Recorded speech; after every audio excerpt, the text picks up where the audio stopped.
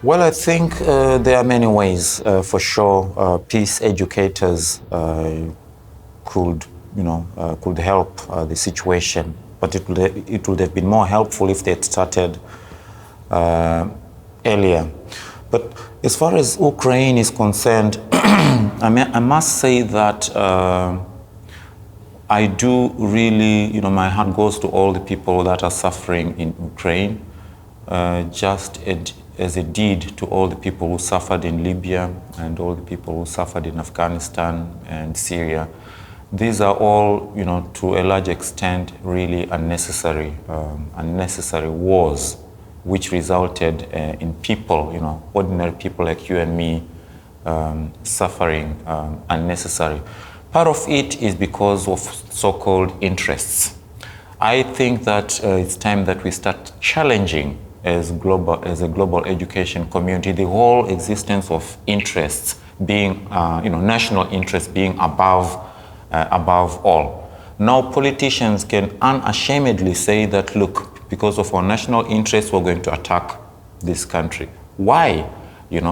I think that we should now advocate for human interests or interests of humanity rather than national interests. Another thing I would like to say in the case of Ukraine is I really, really think it's a great idea that the EU came up with this temporary directive from 2001, that they re-invoked it. And Article 55 of it, whereby basically Ukrainian refugees, can get essentially rights, to education, to health, among others, very quickly.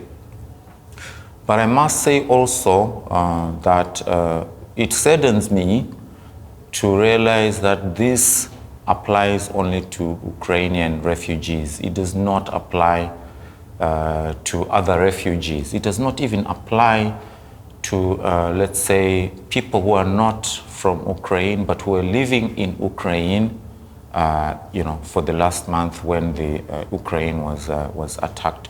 So this is a discrimination, and it's not helpful. And as a global educator, it's something that I must raise attention to. Thank you so much.